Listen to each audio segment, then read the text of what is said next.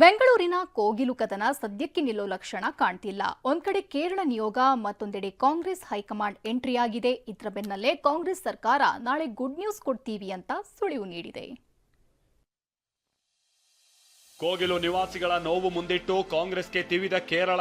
If it had illegal constructions, how they got electricity, they got ration card, voter card, Aadhaar card and water facility. High command ಕಳವಳದ ಬಳಿಕ ಕಾಂಗ್ರೆಸ್ ನಾಯಕರಿಗೆ ಬಂತು ಕನಿಕರ. ನನ್ನ ತಿಳಿದಂಗೆ ಒಳ್ಳೆ ಸಿಹಿ ಸುದ್ದಿ ನಾಳೆ ಸಿಗಬಹುದು ಅಂತ ನಾನು ಭಾವಿಸ್ತೀನಿ. ಜಮೀರ್ ಗುಡ್ ನ್ಯೂಸ್ ಸುಳಿವು, ನಿರಾಶ್ರಿತರಿಗೆ ಸಿಗುತ್ತಾ ಮನೆ?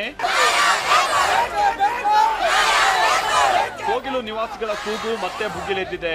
ಮನೆ ಬೇಕು ಅನ್ನೋ ಆಗ್ರಹ ಹೆಚ್ಚಾಗಿದೆ. ಕಳೆದೊಂದು ವಾರದಿಂದ ಸೂರು ಕಳೆದುಕೊಂಡು ಒದ್ದಾಡ್ತಾ ಇದ್ದವರಿಗೆ ಇದೀಗ ಬಲ ಸಿಕ್ಕಂತಾಗಿದೆ. ಮನೆಗಳು ನೆಲಸಮ ಮಾಡಿದ ಬಳಿಕ ಯಾರೊಬ್ರು ಇವರ ಕಷ್ಟ ಕೇಳಿರ್ಲಿಲ್ಲ. ಆದ್ರೆ ಕೇರಳದ ಮುಖ್ಯಮಂತ್ರಿ ಪಿಣರಾಯಿ ವಿಜಯನ್ ಟ್ವೀಟ್ ಮಾಡ್ತಾ ಇದ್ದ ಹಾಗೆ ಕೋಗಿಲು ನಿವಾಸಿಗಳ ಕೂಗು ದೇಶಾದ್ಯಂತ ಸದ್ದು ಮಾಡ್ತಾ ಇದೆ. ವಿಷಯ ಏನಂದ್ರೆ, ಕೋಗಿಲು ಲೇಔಟ್ ಬಳಿ ಅನೇಕ ಮಂದಿ ಅಕ್ರಮವಾಗಿ ಮನೆ ಕಟ್ಕೊಂಡಿದ್ರು. ಹೀಗೆ ತಲೆ ಎತ್ತಿದ 200ಕ್ಕೂ ಹೆಚ್ಚು ಮನೆಗಳನ್ನ ರಾಜ್ಯ ಸರ್ಕಾರ ನೆಲಸಮಗೊಳಿಸಿದೆ. ಇದನ್ನ ಕೇರಳ ಸಿಎಂ ಪಿಣರಾಯಿ ವಿಜಯನ್ ಟ್ವೀಟ್ ಮಾಡಿ ಬುಲ್ಡೋಸರ್ ಸರ್ಕಾರ ಅಂತ ತಿವಿದಿದ್ದರು. ಬಳಿಕ ಕೇರಳದ ಸಿಪಿಐಎಂ ರಾಜ್ಯಸಭಾ ಸದಸ್ಯರೊಬ್ಬರು ನಿನ್ನೆ ರಾಜ್ಯಕ್ಕೆ ಬಂದಿದ್ರು. ಈ ಮೂಲಕ ಕೇರಳ ಹಾಗೂ ಕರ್ನಾಟಕದ ನಡುವಿನ ರಾಜಕೀಯ ಕದನಕ್ಕೆ ಮುನ್ನುಡಿ ಬರೆದಿದ್ರು. ಇವತ್ತು ಕೂಡ ಕೇರಳದ ಶಾಸಕ ಕೆಟಿ ಜಲೀಲ್ ಕೋಗಿಲು ಲೇಔಟ್ಗೆ ಬಂದಿದ್ರು.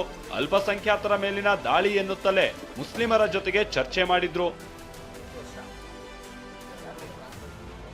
ಕೋಗಿಲು ಲೇಔಟ್ ಭೇಟಿ ಬಳಿಕ ಕೇರಳದ ಶಾಸಕ ಕೆಲವು ಪ್ರಶ್ನೆಗಳನ್ನ ಎತ್ತಿದ್ದಾರೆ.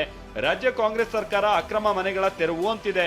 ಹಾಗಿದ್ರೆ ಇವರಿಗೆಲ್ಲ ವಿದ್ಯುತ್, ರೇಷನ್ ಕಾರ್ಡ್, ಜಲಸಂಪರ್ಕ ಕಲ್ಪಿಸಿದ್ಯಾಕೆ ಅನ್ನೋ ವ್ಯಾಲಿಡ್ ಪ್ರಶ್ನೆಯನ್ನ Congress ಮುಂದಿಟ್ಟಿದ್ದಾರೆ. If it had illegal constructions, how they got electricity, they got ration card, voter card, Aadhaar card and water facility. If all these are illegal constructions, how and why it happens? ಈ ನಡುವೆ Congress high command ಕಳವಳ ವ್ಯಕ್ತಪಡಿಸಿದೆ. ಮನೆಗಳ ತೆರವಿನ ಬಗ್ಗೆ ಮಾಹಿತಿಯನ್ನ ಪಡೆದಿದೆ. CM, DCM ಜೊತೆ KC Venugopal ಚರ್ಚಿಸಿದ್ದು ಸಂತ್ರಸ್ತರಿಗೆ ಪರಿಹಾರ ಮತ್ತು ಪುನರ್ವಸತಿಯ ಬಗ್ಗೆ ಭರವಸೆಯ ಟ್ವೀಟ್ ಮಾಡಿದ್ದಾರೆ. ಬೆಂಗಳೂರಿನ ಕೋಗಿಲು ಗ್ರಾಮದಲ್ಲಿ ಅನಧಿಕೃತ ಕಟ್ಟಡ ನಿರ್ಮಾಣಗಳನ್ನು ತೆರವು ಬಗ್ಗೆ ಕರ್ನಾಟಕದ ಮುಖ್ಯಮಂತ್ರಿ ಸಿದ್ದರಾಮಯ್ಯ ಮತ್ತು ಡಿಸಿಎಂ ಡಿಕೆ ಜೊತೆ ಮಾತನಾಡಿದ್ದೇನೆ.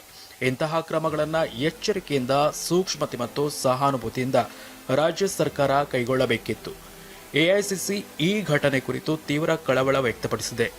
ಸಂತ್ರಸ್ತರಿಗೆ ಪರಿಹಾರ ಮತ್ತು ಪುನರ್ವಸತಿಯ ಬಗ್ಗೆ ಸಿಎಂ ಸಿದ್ದರಾಮಯ್ಯನವರು ಪರಿಹಾರದ ಭರವಸೆ ನೀಡಿದ್ದಾರೆ. ರಾಜಕೀಯ ಜಟಾಪಟಿ ಜೋರಾಗ್ತಾ ಇದ್ದಾಗೆ ಸಚಿವ ಜಮೀರ್ ಅಹಮದ್ ಖಾನ್ ಸ್ಥಳಕ್ಕೆ ಭೇಟಿ ಕೊಟ್ಟರು. ಮನೆ ಕಳೆದುಕೊಂಡವರ ಜೊತೆಗೆ ಚರ್ಚೆ ನಡೆಸಿದ್ರು. ನಾಳೆ ಸಿಹಿ ಸುದ್ದಿ ಕೊಡ್ತೀವಿ ಅಂತ ಭರವಸೆ ನೀಡಿದ್ರು. ಕೇರಳದಲ್ಲಿ ಚುನಾವಣೆ ಇರೋದ್ರಿಂದ ಹೀಗೆಲ್ಲ ಮಾಡ್ತಿದ್ದಾರೆ ಅಂತ ಆರೋಪಿಸಿದ್ರು. ಮಾನ್ಯ ಮುಖ್ಯಮಂತ್ರಿಗಳು, ಉಪಮುಖ್ಯಮಂತ್ರಿಗಳು 11 ಗಂಟೆಗೆ ಮೀಟಿಂಗ್ ಕರೆದವ್ರೆ.